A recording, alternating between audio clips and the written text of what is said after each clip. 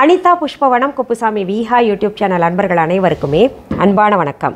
நம்முடைய யூடியூப் சேனலில் தொடர்ந்து பல பதிவுகளை பார்த்துக்கிட்டு வரோம். இன்றைக்கு இந்த பதிவில் ஸ்ரீ சந்தோஷி மாதாவுக்காக எடுக்கப்படுகின்ற பூஜையின் மகிமை மற்றும் விரதம் எவ்வாறு மேற்கொள்ள வேண்டும் என்கின்ற தகவலை பார்க்க போகிறோம். அதற்கு முன்பாக இன்றைக்கு பிறந்த நாள் மற்றும் திருமண நாள் காண இருக்கின்ற அனைவருக்குமே என்னுடைய வாழ்த்துகள். உங்களுடைய வாழ்க்கையில் நீங்கள் அனைத்து நலங்களும் வளங்களும் கிடைக்கப்பெற்று நீடூழி வாழணும்னு நான் அம்பாள் கிட்டையே பிரார்த்திக்கிறேன். இந்த காணொளியை காண்கின்ற அனைவருக்குமே இந்த நாள் இனிய நாளாக அமையட்டும். சந்தோஷி மாதா பூஜை மற்றும் விரதம் பெண்களுக்கு கிடைத்த வரம்னே சொல்லலாம். வேண்டும் வரங்களை அள்ளி தருகின்ற பூஜை மற்றும் விரதம் எது அப்படின்னு பார்த்தீங்கன்னா, இந்த கலியுகத்தில் சந்தோஷி மாதா விரதத்தை நம்ம சொல்லலாம். காரணம் என்னென்னா, 3 தேவிகளின் அனுகிரகமும் ஆசியும் பெற்று பிறந்தவள் தான் இந்த சந்தோஷி மாதா. அதனால் இந்த தேவியை நம்ம வணங்கினோமேயானால் நம் வேண்டும் வரங்கள் அனைத்துமே கிடைக்கும். அத்தோடு நமக்கு பராசக்தியின் தைரியமும் மகாலட்சுமி தாயாரின் செல்வமும் மற்றும் சரஸ்வதி தேவியின் கல்வி ஞானமும் கிடைக்கும். கடந்த வாரம் சந்தோஷி மாதாவின் வரலாறு பார்த்தோம். அதில் சந்தோஷி மாதா வெள்ளிக்கிழமையில் பிறந்தார். அதனால் வெள்ளிக்கிழமையில் இந்த தேவிக்கு நம்ம விரதத்தையும் பூஜையையும் அனுஷ்டிக்க வேண்டும் அப்படின்னு கடந்த பதிவிலேயே சொல்லியிருந்தேன். எந்த ஒரு பெண் தன்னுடைய வேண்டுதலை நிறைவேற்றி கொள்வதற்காக வெள்ளிக்கிழமை தோறும் சந்தோஷி மாதா பூஜை செய்து விரதத்தை அனுஷ்டிக்கிறாளோ அவளுடைய வேண்டுதல்கள் கூடிய விரைவில் நிறைவேறும். இப்படி நிறைவேறிய பின்னாடி உத்தியாபனம் செய்யணும், அதாவது பூஜையை நிறைவு செய்ய வேண்டும். அவர்களுடைய வேண்டுதல் நிறைவேறின பின்னாடி பூஜையை நிறைவு செய்ய வேண்டும். அந்த நிறைவு செய்யும் நாளிலும் இந்த பூஜையை மேற்கொள்கின்ற வெள்ளிக்கிழமைகளிலும் யாராவது அக்கம் பக்கத்தில் இருந்தாங்கன்னா அவங்கள பூஜைக்கு அழைக்க வேண்டும். அப்போது நம்ம கதை சொல்ல வேண்டும். சந்தோஷி மாதாவின் பெருமையை உணர்த்துகின்ற கதையை கட்டாயம் சொல்லணும். அதற்கான கதையும் இருக்குது. நம்ம வெள்ளிக்கிழமை தோறும் இந்த கதை சொல்லலைன்னா கூட உத்தியாபனம் செய்கிறோம் இல்லையா, நிறைவாக பூஜை செய்கின்ற நிறைவான வெள்ளிக்கிழமை அன்று இந்த கதையை 4 பேருக்காவது சொல்லணும். 4 பேரை அழைத்து அவர்களுக்கு உணவளித்து அப்புறம் இந்த கதையையும் சொல்ல வேண்டும். இப்படி சொல்லித்தான் செவி வழியாக கேட்டு கேட்டு இந்த பூஜை இந்த கலியுகத்திலேயும் தொடர்ந்து நடைபெற்றுக்கிட்டு இருக்குது. அதனால் நமக்கு கூடுதல் பலன்கள் கிடைக்கும். அந்த கதை என்ன அப்படின்னு பார்க்கலாம். ஆனந்த நகர் அப்படின்னு ஒரு ஊர் இருந்துச்சு. அங்கே கோபால்நாத் என்கின்ற ஒருவர் பக்தியுடன் வாழ்ந்து வந்தார், நெறியுடன் வாழ்ந்து வந்தார். அவருக்கு ஒரு மகள் இருந்தால், சுனிதி என்ற பெயர். அவளுக்கு தாய் இல்லை. அதனால் அந்த கோபால்நாத் கண்ணும் கருத்துமாக தெய்வ பக்தி ஊட்டி வளர்த்து வந்தார்.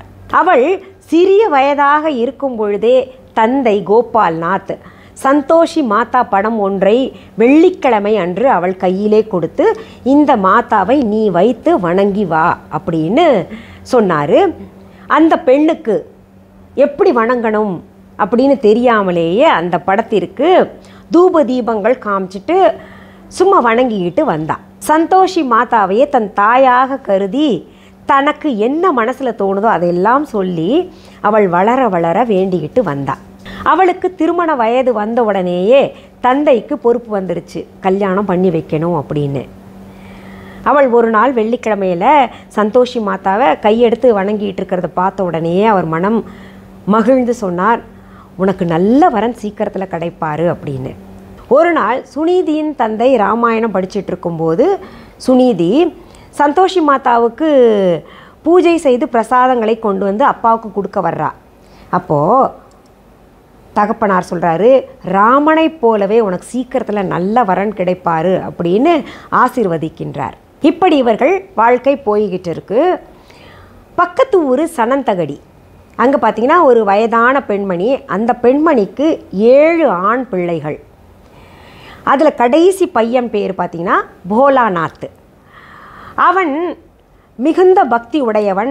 ஆனால் வேலை எதுவுமே செய்ய மாட்டான். மற்ற 6 மகன்களும் நல்ல வேலை செய்து கை நிறைய சம்பாதிக்கிறாங்க. இவனுக்கு தெரிஞ்சதெல்லாம், இந்த போலாநாத்துக்கு தெரிஞ்சதெல்லாம் பக்தி தான்.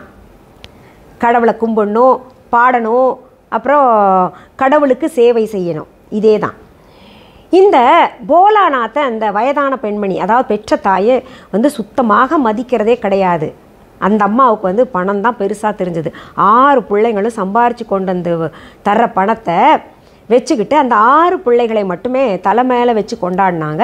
இந்த போலாநாத்தை சுத்தமாக மதிக்கிறதே கிடையாது. அதை இந்த போலாநாத் சுத்தமாக சட்டையே பண்ணலை. தான் இறைவனுக்கு சேவை செய்ய வேண்டும் என்கின்ற எண்ணத்தோடையே வாழ்ந்துக்கிட்டு வந்தான். இந்த ஆனந்த நகரில் ஒரு நாள் வந்து திருவிழா நடந்துச்சு. அங்கே கோயிலில் பாடுவதற்காக தன் சகாக்களுடன் போலாநாத் வர்றான் கோயிலுக்கு. அந்த கோயிலுக்கு பார்த்திங்கன்னா அந்த சுனிதியும் அவருடைய தகப்பனார் கோபால்நாத்தும் போகிறாங்க.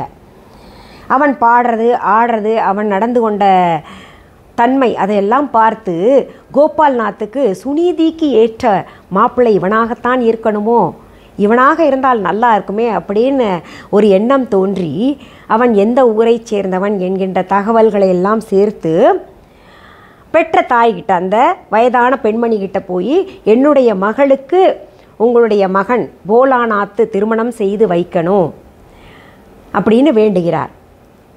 அப்போது அங்கே 6 அண்ணி இருக்காங்கல்ல இந்த போலாநாத்துக்கு, அவங்க எல்லாம் வந்து அந்த வயதான பெண்மணிகிட்ட போய் சொல்கிறாங்க, அவங்க பரம ஏழை, அந்த பொண்ணை நம்ம கல்யாணம் பண்ணி கூட்டிகிட்டு வந்துட்டோன்னா நம்ம வீட்டுக்கு வேலைக்காரியாக வச்சுக்கலாம், நல்ல வேலை வாங்கலாம், அதனால் கல்யாணத்துக்கு ஒத்துக்கோங்க அப்படின்னு போலாநாத் அம்மாவை சம்மதிக்க செய்கிறாங்க.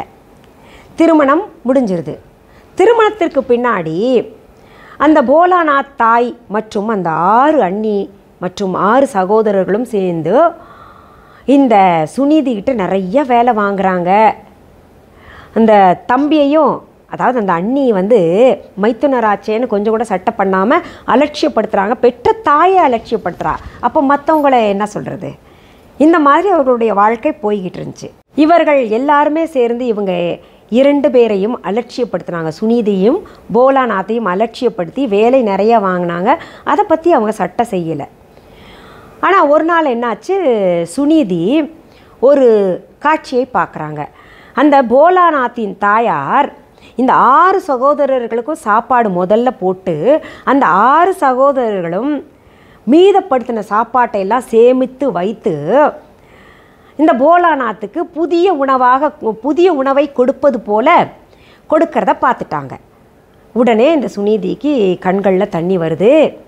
தன்னுடைய கணவன் சம்பாதிக்காதனால தான் இந்த மாதிரி செய்கிறாங்க இவங்க அப்படின்னு அதை போய் தன் கணவன்கிட்ட சொல்லணும் அப்படின்னு ரொம்ப முயற்சி பண்ணுறாங்க. ஆனால் சொல்கிறதுக்கு மனசு வரல. பெற்ற தாயை பற்றி போய் சொன்னால் எப்படி ஏற்றுப்பானோ கணவன், எப்படி சொல்கிறது அப்படின்னு தயங்கி நிற்கும் பொழுது போலாநாத்தை என்னமோ நீ சொல்ல வர்ற, என்ன சொல்ல வர்ற சொல்லு அப்படின்னு வற்புறுத்தி கேட்டதில் இந்த சுனிதி இந்த நடந்த விஷயத்த சொல்லிடுறாங்க. ஆனால் அதை கேட்ட பின்னாடி போலாநாத் நம்பலை, நீ தப்பாக பார்த்துருப்ப காட்சியை, தவறாக சொல்கிறேன் எங்கள் அம்மாவை பற்றி, அப்படி நடந்திருக்காது, எந்த பெற்ற தாயும் எச்சில் சாப்பாட்டை வந்து பிள்ளைக்கு கொடுக்க மாட்டாள் அப்படின்னு சொன்னோடனே, இல்லை நான் சொல்கிறது உண்மைதான், நீங்கள் உங்கள் அம்மா மேலே வச்சுருக்கிற மரியாதை மதிப்பை பார்த்து நான் ரொம்ப மகிழ்ச்சி அடைகிறேன், நீங்கள் அப்படி தான் இருக்கணும், ஆனால் என் கணவனுக்கு மதிப்பும் மரியாதையும் கிடைக்கணும்னு கூட நான் நினைக்கிறேன், நீங்கள் வேணால் இதை நீங்களே கண்கூடாக பார்த்து தெரிஞ்சுக்கோங்க அப்படின்னு சொன்ன உடனேயே சரி தன் மனைவி சொன்னது உண்மையாக இருக்கலாமோ அப்படின்ற ஒரு எண்ணம் தோன்றி இவன் போலாநாத் என்ன பண்ணுறான், அடுத்த நாள் ஒரு பண்டிகை வருது, அந்த பண்டிகை நாளை சோதிக்க பயன்படுத்தி கொள்கிறான். அந்த பண்டிகை நாளில் நிறைய பலகாரம் செய்கிறாங்க. அப்போது அந்த பலகாரம் அந்த 6 சகோதரர்களுக்கும் 6 புத்திரர்களுக்கும் இந்த தாய் பரிமாறுகிறாள்.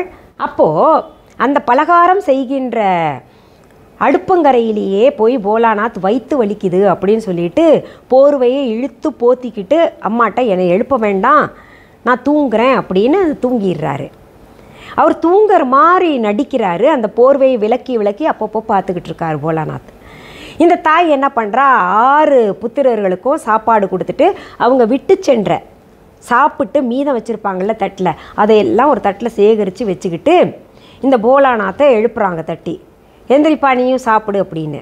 இந்த சேகரித்து வைத்த உணவை தன் கண்ணால் பார்த்த போலாநாத்துக்கு சாப்பிட மனசு வரல. தன் மனைவி சொன்னது உண்மைதான் அப்படின்றத புரிஞ்சுக்கிட்டு எனக்கு சாப்பாடு வேண்டாமா வயிற்ற வலிக்குது அப்படின்னு சொல்லிட்டு உடனே தன் தாய்கிட்ட சொல்கிறான், அம்மா நான் வெளியூருக்கு பயணம் போகணும், நாளைக்கு நான் கிளம்புறேன் அப்படின்னோடனே அந்த தாய்க்கு தான் இந்த சம்பாதிக்காத போலாநாத்தை பிடிக்காது இல்லையா. சம்பாதிக்கிற 6 பசங்களையும் கொண்டாடிக்கிட்டு இருக்கிற அந்த தாய் பாராபட்சமாக நடந்துக்கிட்டு இந்த மகனை ஒதுக்கி வைத்துக்கிட்டே வந்தா, இவன் இருந்து என்ன பண்ண போகிறான், தண்டச்சோறு அப்படின்னு நினச்சிக்கிட்டு அந்த தாய் எரிச்சலோடு சொல்கிறா, நாளைக்கு போகிற நீ இப்போவே போகலாமே அப்படின்னு எரிச்சலோடு சொல்லிட்டு போயிடுறாங்க. இவன் கண்களில் நீர் மல்க மனைவியை பார்க்க தனியாக அழைச்சிட்டு போய் மனைவிக்கு சமாதானம் சொல்லி, நான் வெளியூர் கிளம்புறேன், நல்லா கை நிறைய சம்பாரிச்சிட்டு வர்றேன், அது வரைக்கும் நீ உங்கள் அப்பா வீட்டுக்கு போய் அங்கே நிம்மதியாயிரு அப்படின்னு சொன்னோன்னே சுனிதி சொல்கிறா, கிடையாது, நான் கல்யாணம் ஆகி வந்த பின்னாடி என்னுடைய புகுந்த வீடு தான் எனக்கு பெருசு, அதனால் இங்கிருந்து நான் போக மாட்டேன், போனால் நம்ம 2 பேரும் நல்ல நிலைமையில் வந்துக்கிட்டு போகலாம் அப்படின்னு இந்த பெண் சொன்ன உடனேயே அவன் ரொம்ப பெருமையுடன் மனைவியை பார்த்து, உன்னுடைய நற்குணங்களுக்கு கட்டாயம் பரிசு கிடைக்கும், நான் போயிட்டு வர்ற வரைக்கும் நீ பத்திரமாக இருக்கணும் அப்படின்னொன்னே சுனிதி சொல்கிறா, நீங்கள் கிளம்புறீங்களே உங்களுடைய ஞாபகமாக எனக்கு ஏதாவது கொடுங்க அப்படின்னொன்னே அவன் கையில் இருந்த மோதிரத்தை கழட்டி கொடுக்குறான். அதை வாங்கி இந்த சுனிதி அணிந்து கொள்கிறாள். இவன் மனைவியை பிரிய மனமில்லாமல் கிளம்பி வெளியூர் செல்கிறான். சம்பாதிக்கணுமே, கடமை, அவனுடைய பொறுப்பு வந்துருச்சு. தாய் சகோதரர்கள்கிட்ட எல்லாம் மதிப்பும் மரியாதையும் கிடைக்கணும், சம்பாரித்து தான் ஆக்கணுன்ற நினைப்போடு கிளம்பி பக்கத்து ஊருக்கு போகிறான். அவன் வேலை தேடி தெரு தெருவாக அழைக்கிறான். பசி வேற கண்ணை மறைக்குது.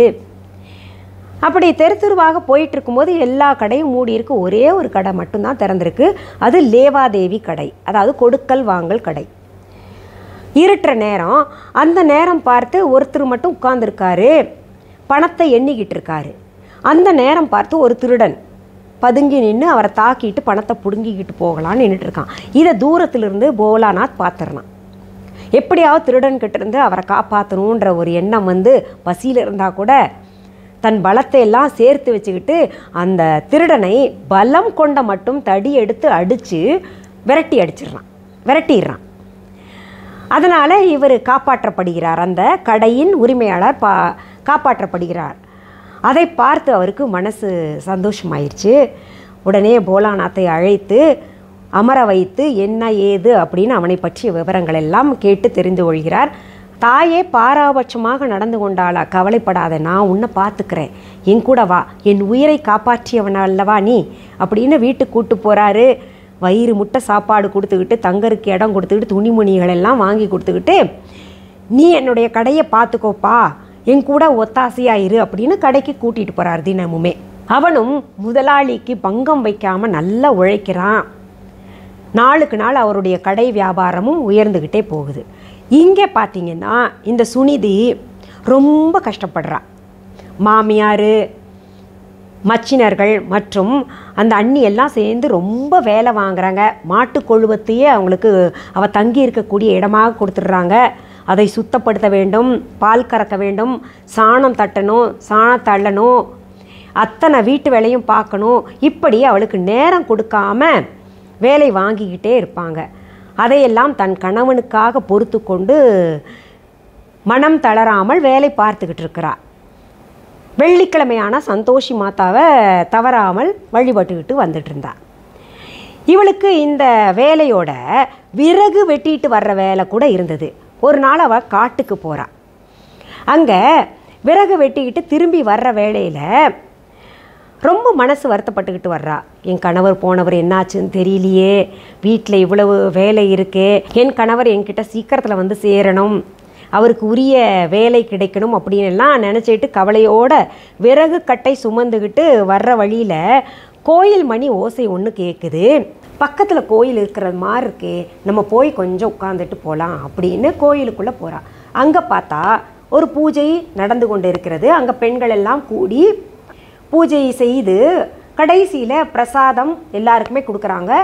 அதில் இவளுக்கும் பிரசாதம் வழங்கப்பட்டது. அந்த பிரசாதத்தை சாப்பிட்றா. எல்லாருமே போன பின்னாடி அங்கே ஒரு பெண்மணி இருக்கிறாங்க. அவங்கக்கிட்ட போய் சொல்கிறா, அம்மா இது சந்தோஷி மாதா படம்னு தெரியும், சந்தோஷி மாதாவுக்காக நீங்கள் பூஜை செஞ்சுருக்கீங்க அப்படின்னு தெரியும், ஆனால் எல்லா பெண்களும் சேர்ந்து இங்கே கூடி பூஜை செஞ்சுருக்கீங்க, அது எதுக்காக செஞ்சுருக்கீங்க, இப்படி பூஜை செய்யறதுனால என்ன பலன்கள் இருக்குன்னு எனக்கு தெரியல, எங்கள் அப்பா எனக்கு படம் வாங்கி கொடுத்தாரு, வெறும் கையெடுத்து கும்பிடுவேன், நான் வந்து பிரசாதம் வைப்பேன், அவ்வளோதான் எனக்கு தெரியும்.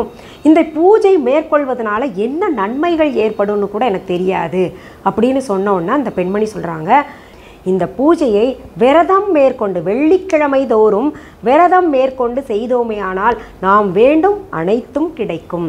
சந்தான பாக்கியம் இல்லாதவர்களுக்கு சந்தானம் கிடைக்கும். நோய்வாய்ப்பட்டவர்கள் இந்த பூஜையை மேற்கொண்டார்களேயானால் நோய் குணமாகும். துன்பத்தில் இருப்பவர்கள் இந்த விரத பூஜையை மேற்கொண்டார்களேயானால் சந்தோஷமான வாழ்க்கை கிடைக்கும். பிரிந்த கணவன் மனைவி ஒன்று சேர வேண்டுமென்றால் இந்த விரதமும் பூஜையும் மேற்கொண்டால் ஒன்று கூடுவார்கள், ஒன்று சேர்வார்கள் அப்படின்னு சொன்ன உடனே, என்னது பிரிந்த கணவன் மனைவி ஒன்று சேர்வார்களா?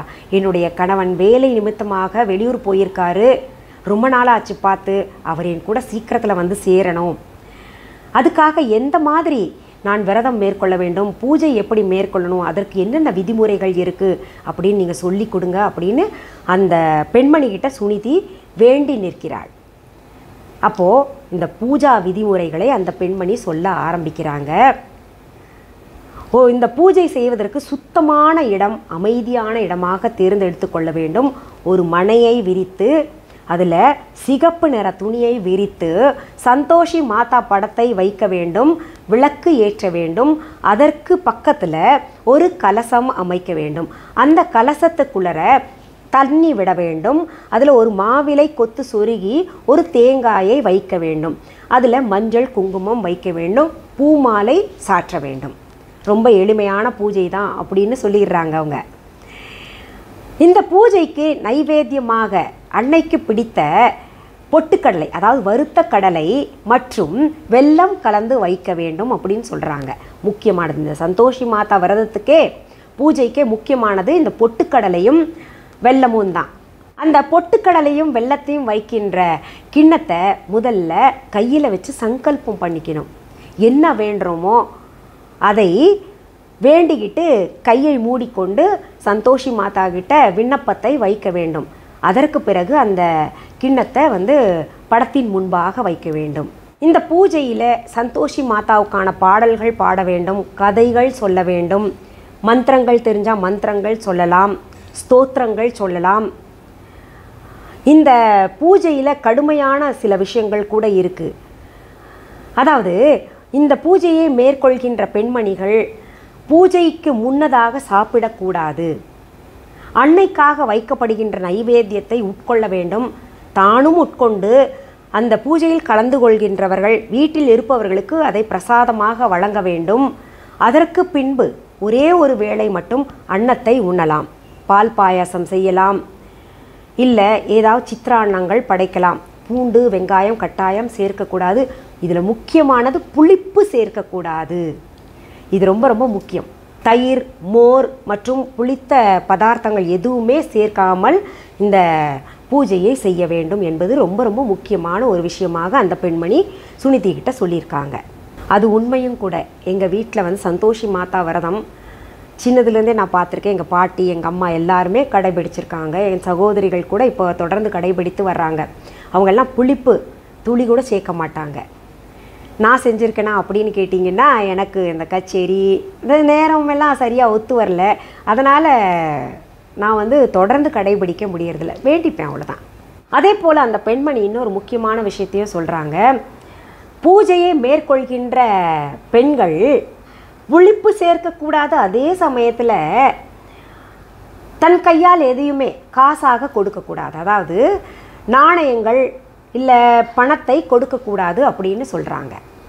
சரி, அப்படியே ஆகட்டும், நான் விரதத்தை மேற்கொள்கிறேன், பூஜையை தொடர்ந்து செய்வேன், என் கணவர் சீக்கிரத்தில் சேரணும் அப்படின்னு விடை பெற்று கொண்டு சுனிதி வீட்டுக்கு வந்துடுறா. அவள் சாப்பிட்றது, உட்கார்றது, தூங்கிறது எல்லாமே மாட்டு தொழுவத்தில் தானே. அதனால் அந்த இடத்தையே தேர்ந்தெடுத்துட்டு அந்த ஒரு இடத்துல சுத்தப்படுத்தி கொண்டு பூஜையை மேற்கொள்ளணும்னு எல்லா ஏற்பாடுகளையும் செஞ்சிட்றா. இதை 3 தேவிகள் ஒரு சோதனை செய்யணும் தான். எப்போவுமே 3 தேவிகள் யார்? பராசக்தி, மகாலட்சுமி தாயார், சரஸ்வதி தேவி.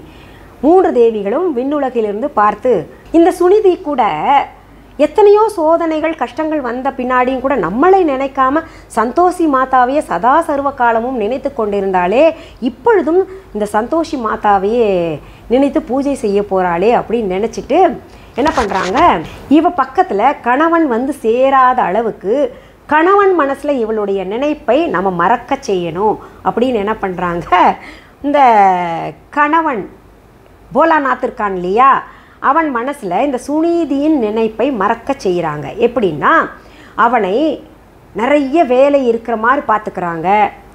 அவன் வந்த நேரம் அதிர்ஷ்டமான நேரமாக கருதி அந்த இவர் முதலாளி என்ன பண்ண, அந்த கடை முதலாளி என்ன பண்ணுறாரு, அந்த கடை பொறுப்பை அவன்கிட்டயே ஒப்படைச்சிட்டு வெளியூர் கிளம்பிடுறார், தீர்த்த யாத்திரைக்கு கிளம்பிடுறாரு.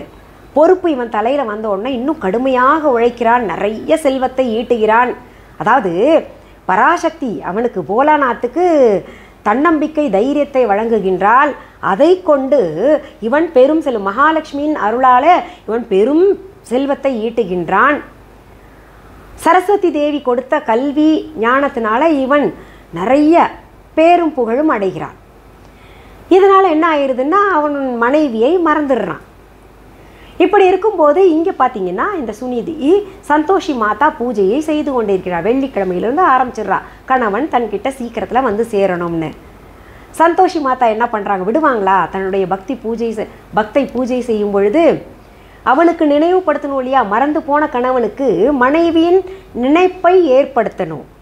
3 தேவிகளின் ஆசீர்வாதத்தோடு தான் இந்த சந்தோஷி மாதா பிறந்திருக்கின்றாள். அதனால் என்ன பண்ணுறா, அந்த போலாநாத் கனவுல ஒரு நாள் போய் சொல்கிறா, உன்னுடைய மனைவி உன் நினைவாகவே அங்கே காத்திருக்கின்றாள், சீக்கிரத்தில் கிளம்பி போகணும்ப்பா அப்படின்னு சொன்ன உடனேயே அவன் அடுத்த நாள் அந்த கனவிலிருந்து கலைந்து எழுந்த பின்னாடி மனைவியின் நினைவு வந்து அந்த ஊருக்கு, மனைவி இருக்கின்ற ஊருக்கு ஒருத்தன் போகிறான். அதை தெரிஞ்சுக்கிட்டு மனைவியை கேட்டு வர்றதுக்காக மனைவியை விசாரித்தேன்னு சொல்லு அப்படின்னு அவன்கிட்ட 200 ரூபாய் கொடுத்து அனுப்புகிறான். மனைவி கையில் கொடுத்துருப்பா அப்படின்னு போய் அவன் மனைவி கையில் கொடுக்குறான். அதை பெற்றுக்கொண்ட சுனிதி மகிழ்ச்சி அடைகின்றாள். இதெல்லாம் சந்தோஷி மாதாவின் அருளால் கிடைத்தது. நான் பூஜை செய்த காரணத்தினால என் கணவர் எனக்கு என் நினைவு கொண்டு பணத்தையும் அனுப்பியிருக்கின்றார் அப்படின்னு அந்த பணத்தை பெற்று மாமியார் கையிலே கொடுத்துட்றா. அவ்வளவு நல்ல மருமகளாக இருக்கா. இங்கே இவள் சந்தோஷி மாதா விரதம் பூஜை மேற்கொள்ள அங்கே அவனுடைய முதலாளி தீர்த்த யாத்திரையிலிருந்து வந்த உடனேயே மனைவியை பார்த்து வரணும், நான் கிளம்புறேன் அப்படின்னு உத்தரவு பெறுகின்றான். நல்லபடியாக போயிட்டு வாப்பா, உன்னால தான் நான் இந்த நிலைமைக்கு வந்திருக்கேன். சாதாரணமாக இருந்த கடை இன்றைக்கு எந்த அளவு பெரிய அளவுக்கு வந்திருக்குன்னா அதுக்கு நீ வந்த அதிர்ஷ்டம்தான் காரணம் அப்படின்னு சொல்லிட்டு அவனுக்கு சம பங்கு அந்த கடையில் உரிமை கொடுத்துட்றாரு. அவனையும் முதலாளி ஆக்கிடுறாரு. போயிட்டு வா அப்படின்னு அனுப்பி வைக்கிறாரு. சுனிதி தன்னுடைய வாழ்க்கையை வழக்கமாக வாழ்ந்துக்கிட்டு இருக்கிறா. வெள்ளிதோறும் சந்தோஷி மாதா விரதத்தை பூஜையை மேற்கொள்கிறாள். ஒரு நாள் அப்படி காட்டுக்கு விறகு வெட்ட போகும்போது வெட்டி அதை கட்டாக கட்டி உட்கார்ந்துருக்கார். கொஞ்சம் ஓய்வு எடுக்கலாம் அப்படின்னு உட்காரும்போது ஒரு பெரும் காற்று சுழற்சி அடித்து நிற்கிது அவன் முன்னாடி. அந்த ஒலி மட்டும், பேசும் ஒலி அவளுக்கு கேட்குது. அம்மா, நீ இப்போ வீட்டுக்கு போவ, உன் கணவன் உன்னை தேடி வந்து கொண்டிருக்கின்றான். ஆனால் நீ எப்பேற்பட்ட வாழ்க்கையை வாழ்ந்துக்கிட்டு இருக்கேன்னு அவனுக்கு தெரியாது. அதனால் நான் சொல்கிறதெல்லாம் செய் அப்படின்னு. இப்போ நீ 3 கட்டாக கட்டியிருக்கில்ல விறகு கட்டு, அதில் ஒரு கட்டு கொண்டு போயிட்டு இப்போ நதி போகிற வழியில் வரும் இல்லையா, அந்த ஆற்றங்கரையில் நீ வச்சுட்டு போ. அங்கே தீர்த்த யாத்திரிகள் வருவாங்கள்ல, அந்த விறகு கட்டை பயன்படுத்தி கொள்வார்கள். 2வது கட்டு நீ என்ன பண்ணு, போகிற வழியில் என் கோயில் இருக்கு இல்லையா, அங்கே வந்து அவன் களைப்பார உன் கணவன் அங்கே தங்குவான் வந்து. அப்போ அவனுக்கு பசிக்கும். அந்த விறகு கட்டை பயன்படுத்திட்டு அவன் சமைச்சு சாப்பிடுவான். அதனால் இன்னொரு கட்டு அந்த கோயிலில் வச்சுட்டு போ.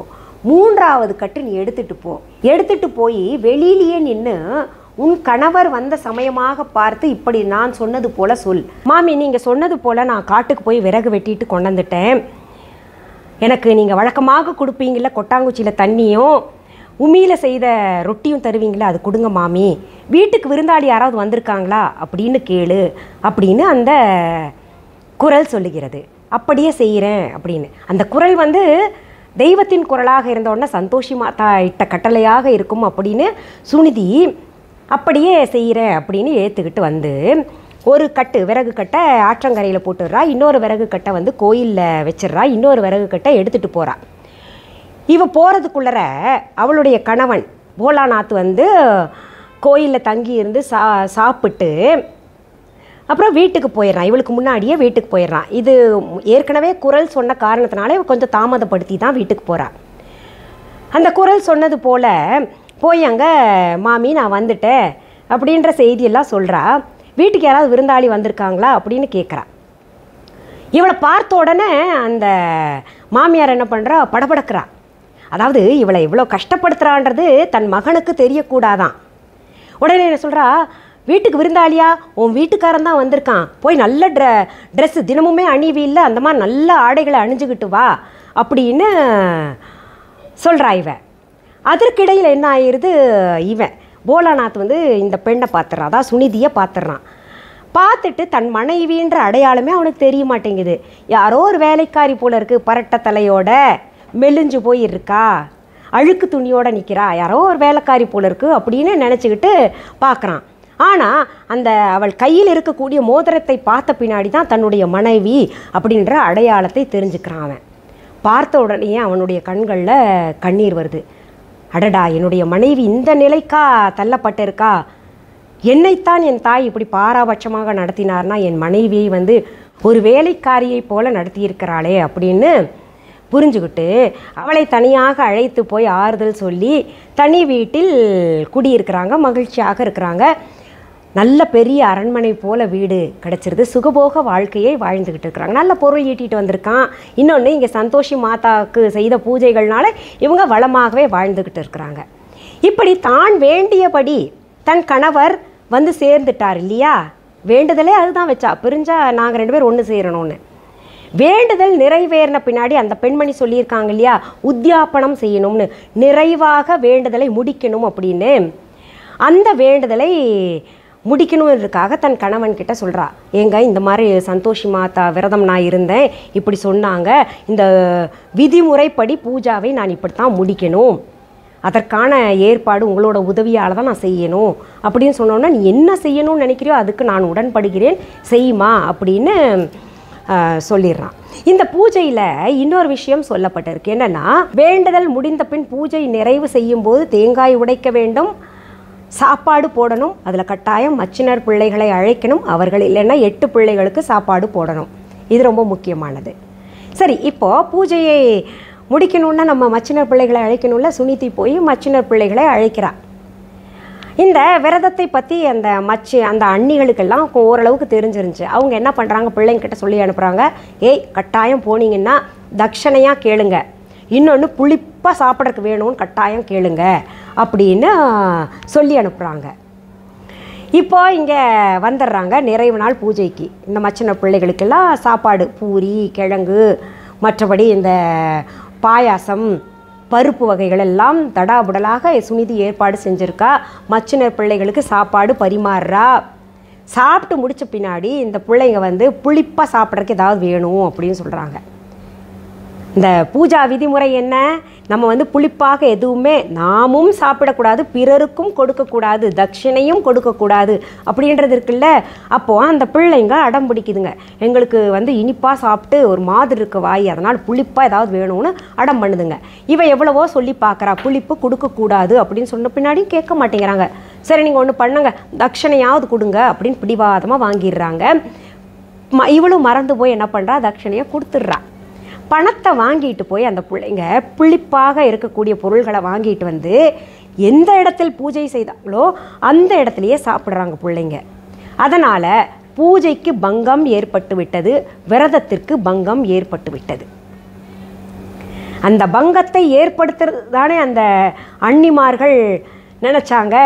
இப்போ பங்கம் ஏற்பட்டு போச்சு.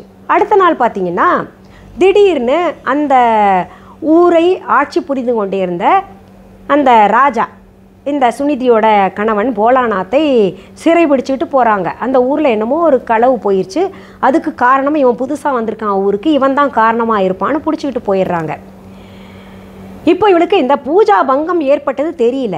போய் சந்தோஷி மாதா காலில் விழுந்து புலம்புறா, அம்மா என்ன இது பிரிந்த கணவனை என் கூட சேர்த்த, நான் வந்து உன்னை சின்னதுலேருந்தே வணங்கிக்கிட்டு வரேனே, ஏன் இப்படி என் கணவனை என் கூட வாழ விடாமல் பண்ணிட்டேம்மா, அவர் ஒரு தப்பும் பண்ணலையே, நல்லவராச்சே, அவரையே சிறைப்பிடிச்சிட்டு போயிருக்காங்க அப்படின்னு அழுது புலம்புறா. அப்போது சந்தோஷி மாதா பிரசன்னமாகி அவ முன்னாடி சொல்கிறாங்க, நீ பூஜைக்கு பங்கம் ஏற்படுத்தி விட்ட, விரதத்திற்கு பங்கத்தை ஏற்படுத்தி விட்ட. எப்படி அப்படின்னு கேட்டோன்னே, நீ தட்சணை கொடுக்கக்கூடாது, புளிப்பு கொடுக்கக்கூடாதுன்ற விஷயத்தை மறந்து போய் தட்சணையாக கொடுத்துட்டியே. அந்த பிள்ளைங்க போயிட்டு புளிப்பு வாங்கிட்டு பூஜை நடந்த இடத்துலையே புளிப்பு, எனக்கு ஆகாத புளிப்பை சாப்பிட்டு பங்கத்தை ஏற்படுத்தி விட்டாங்க. அதனால் எனக்கு கோபம் வந்துச்சு. அதனால தான் இப்படி ஒரு விஷயத்தை ஏற்படுத்தினேன். உன் கணவனை கைது செய்ய போகிற மாதிரி நான் ஒரு சூழ்நிலையை ஏற்படுத்தினேன் அப்படின்னு சொன்னேன். அம்மா தாயே, நான் தெரியாமல் செஞ்சுட்டேன். மீண்டும் நான் விரதத்தை தொடங்கி என்னுடைய விரதத்தை நான் நல்லபடியாக முடிப்பேன். என்னுடைய கணவரை எனக்கு மீண்டும் மீட்டு தாருங்கள் அப்படின்னு அவ கேட்டு வணங்கியதால் அந்த தாய் குற்றத்திலிருந்து மீட்க செய்கிறாள். இந்த கதை சந்தோஷி மாதா விரதம் மேற்கொள்கிறவர்கள் சந்தோஷி மாதா பூஜையில் கட்டாயம் சொல்லுவாங்க. ஒவ்வொரு வாரமும் நான் சொல்லி கேள்விப்பட்டிருக்கேன். எங்கள் பாட்டி, எங்கள் அம்மா எல்லாம் பூஜை செய்யும்போது இந்த கதையை புத்தகமாக இருக்குது, அவர்களே படிச்சுப்பாங்க. யாரும் இல்லைன்னா நாங்கள் எல்லாம் இருந்தோன்னா கேளுங்க அப்படிம்பாங்க. இல்லை வேலை செஞ்சுக்கிட்டே நாங்கள் சொல்கிற கதையை கேளுங்க அப்படிம்பாங்க. இல்லைன்னா புத்தகத்தில் இருக்கக்கூடிய கதையை உறக்க படிப்பார்கள். அது நாங்கள்லாம் கேட்டிருக்கோம் நிறையா. நீங்கள் என்ன பண்ணுங்கள், யாராவது இருந்தாங்கன்னா பக்கத்தில் அவங்களையும் கொஞ்சம் பூஜையில் கலந்துக்கோங்க, நான் சொல்கிற கதையை கேளுங்க அப்படின்னு சொல்லுங்கள். அப்படி யாருமே இல்லையா, நீங்கள் உறக்க படிங்க, அதுவே போதுமானது. ஆனால் உங்களுடைய வேண்டுதல் நிறைவேறிய பின்னாடி கடைசியாக உத்தியாபனம் பண்ணுறீங்கள, பூஜையை நிறைவு செய்கிறீங்கள வெள்ளிக்கிழமை, அந்த நாளில் கட்டாயம் 4 பேரையாவது உங்கள் தோழிகளையோ உறவினர்களையோ யாரையாவது கூப்பிட்டு இந்த கதையை சொல்லணும், பூஜையை நிறைவு செய்யணும். இதில் மைத்துனர் பிள்ளைகள் இருந்தால் கூப்பிட்டு சாப்பாடு போடணும். அப்படி அவங்க வரலை, இல்லை பிள்ளைகள் இல்லை அப்படின்னா 8 குழந்தைகளை தேர்ந்தெடுத்து சாப்பாடு போடணும். கட்டாயம் புளிப்பு சேர்க்கக்கூடாது, மோர் தயிர் கூட சேர்க்கக்கூடாது, புளிப்பு எதையும் சேர்க்கக்கூடாது, தட்சணையாக காசும் கொடுக்கக்கூடாது. இதில் கொஞ்சம் கவனமாக இருந்து விரதத்தை மேற்கொள்ளணும்னு நினைக்கிறவங்க மேற்கொள்ளுங்க. சந்தோஷத்தை தரக்கூடிய சந்தோஷி மாதா இந்த விரதத்தை மேற்கொள்கின்ற இந்த பதிவை பார்க்கின்ற உங்கள் அனைவருக்குமே சந்தோஷத்தை தரட்டும்னு நான் அந்த சந்தோஷி மாதாக்கிட்டே வேண்டிக்கிறேன். சந்தோஷி மாதாவுக்கான ஸ்லோகம் மந்திரம் நான் உங்களுக்கு டிஸ்கிரிப்ஷன் பாக்ஸில் எழுதி வைக்கிறேன், அதை பார்த்து நீங்கள் சொல்லிக்கலாம். சரி, இன்றைக்கு இந்த பதிவில் நான் சொன்ன இந்த சந்தோஷி மாதா விரதம் நிறைய பேருக்கு பயனுள்ளதாக இருக்கும். இதை உங்களுடைய உற்றார் உறவினர்களுக்கு, ஃப்ரெண்ட்ஸ்க்கெல்லாம் ஷேர் பண்ணுங்கள். இந்த பதிவை முடிக்கிறதுக்கு முன்னாடி நம்ம விஹா ஆன்லைன் பற்றி சொல்கிறேன். விஹா ஆன்லைன் என்பது எங்களுடைய, அதாவது என்னால் நடத்தப்படுகின்ற ஆன்லைன் ஷாப். இதுவரைக்கும் எங்களுடைய விஹா ஆன்லைன் ஷாப்பிங் ஆப் யாராவது டவுன்லோட் பண்ணலைன்னா உடனே ப்ளே ஸ்டோர், ஆப் ஸ்டோருக்கு போங்க. தம்ப்நெயிலில் விஹா ஆன்லைன் ஸ்பெல்லிங் கொடுக்கப்பட்டிருக்கும், அதை பார்த்து நீங்கள் டெக்ஸ்ட் பண்ணுங்கள், டவுன்லோட் பண்ணிக்கோங்க. லிங்க்ஸ் காமிக்கும், டவுன்லோட் பண்ணிக்கோங்க. அப்படி இல்லைன்னா டிஸ்கிரிப்ஷன் பாக்ஸ் ஓப்பன் பண்ணுங்கள், அதில் விஹா ஆன்லைன் ஷாப்பிங் ஆப்க்கான லிங்க்ஸ் தரப்பட்டிருக்கு. அதை தொட்டாலே நீங்கள் டவுன்லோட் பண்ணுற ஆப்ஷன் வந்துடும், டவுன்லோட் பண்ணி வச்சுக்கோங்க. இது தவிர viha.online என்கின்ற இ-காமர்ஸ் வெப்சைட்டும் நாங்கள் நடத்திக்கிட்டு வர்றோம்.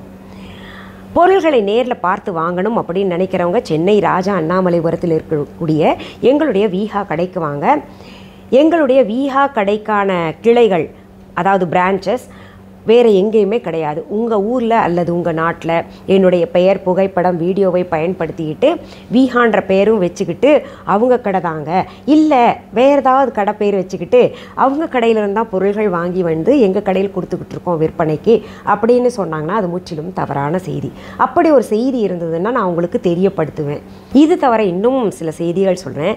எங்களுடைய viha.online இ-காமர்ஸ் வெப்சைட் தவிர, எங்களுடைய விஹா ஆன்லைன் ஷாப்பிங் ஆப் தவிர வேறு எந்த இ-காமர்ஸ் வெப்சைட்லேயோ வேறு எந்த ஷாப்பிங் ஆப்லேயும் எங்களுடைய விஹா ஆன்லைனில் கிடைக்கக்கூடிய பொருள்கள் விற்பனைக்கு கிடைக்காது. விஹான்ற பேர் வேற எங்கேயாவது பார்த்தீங்கன்னா அதற்கும் எனக்கும் தொடர்பு கிடையாது.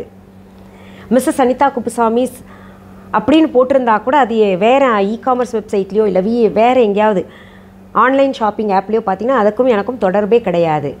ஏன்னா இது போல் போலிகள் எத்தனை சொன்னாலும் அப்படியே கிளப்பிக்கிட்டு இருக்காங்க. நானும் அப்படியே கொஞ்சம் ஏதாவது செய்து அதுக்கான நடவடிக்கைகள், சட்ட நடவடிக்கைகள் எல்லாம் எடுத்துக்கிட்டு தடுத்து நிறுத்திக்கிட்டு வரேன். இப்படி போலிகளை தவிர்ப்பதற்காக நான் திரும்ப ஒவ்வொரு பதிவிலையும் சொல்கிறது, எங்களுடைய விஹா ஆன்லைன் ஷாப்பிங் ஆப் உங்களுடைய செல்ஃபோனில் டவுன்லோட் பண்ணி வச்சுக்கோங்கன்னு. அப்படி டவுன்லோட் பண்ணிட்டீங்கன்னு வைங்களேன், உங்கள் செல்ஃபோனில் போயிட்டு விஹாவில் ஏதாவது பொருள்கள் பார்க்கணும் இல்லை வாங்கணும் அப்படின்னா அதில் நேரடியாக ஆப்புக்குள்ளே போய் பார்த்துக்கலாம். வேறு எதையும் போய் தேட வேண்டிய அவசியம் இருக்காது இல்லையா? அதுக்காக தான் சொல்லிகிட்டு இருக்கிறேன். சரி, உங்களுக்கு எது போன்ற பதிவுகள் தேவைன்றதை கமெண்ட் பாக்ஸில் கமெண்ட் பண்ணுங்கள். அதை படித்து நான் பதிவுகளாக தர்றேன். மீண்டும் சந்திக்கலாம். அது வரைக்கும் நன்றி, வணக்கம். அன்பான வாடிக்கையாளர்களே, உங்கள் விஹா ஸ்டோரில் பூஜை பொருட்கள், சிலைகள், ராசிக்கற்கள், வாஸ்து பொருட்கள், விதைகள், பாரம்பரிய அரிசி வகைகள், சிறுதானியங்கள், ஆர்கானிக் பொருட்கள், மூலிகை எண்ணெய், மளிகை பொருட்கள், மரச்செக்கு எண்ணெய், மரப்பொருட்கள், வெள்ளி ஆபரணங்கள், கிஃப்ட் ஆர்டிகல்ஸ், காட்டன் மற்றும் பட்டு புடவைகள், காட்டன் சுடிதார்கள், பட்டு பாவாடை, குழந்தைகளுக்கான விளையாட்டு பொருட்கள், ஹை குவாலிட்டி இமிடேஷன் நகைகள், வீட்டு உபயோக பொருட்கள், ஜூட் பேக்ஸ், ஹேண்ட்மேட் சோப்ஸ், அழகு சாதன பொருட்கள், சிறுதானிய பிஸ்கெட்டுகள், ஹோம் அப்ளையன்சஸ், இன்னும் பற்பல பொருட்கள் விற்பனைக்குள்ளது. விஹா ப்ராடக்ட்களை நீங்கள் வாங்க விரும்பினால் அது எங்களுடைய viha.online வெப்சைட் மற்றும் சென்னை ராஜா அண்ணாமலைபுரத்தில் உள்ள எங்கள் விஹா ஸ்டோரில் மட்டுமே கிடைக்கும் என்பதை தெரிவித்துக் கொள்கிறோம். வேறு எந்த ஆன்லைன் வெப்சைட்களிலும் விஹா ப்ராடக்ட்கள் விற்பனைக்கு கிடையாது என்பதை நீங்கள் கவனத்தில் கொள்ள வேண்டும். எங்கள் விஹா ஸ்டோரின் விலாசத்தை கண்டறிய கூகுள் மேப்ஸில் விஹா ஸ்டோர் என்று டைப் செய்தால் வழியை கண்டறியலாம். www.viha.online வெப்சைட்டிலும் விஹா ஸ்டோரின் அட்ரஸ் உள்ளது.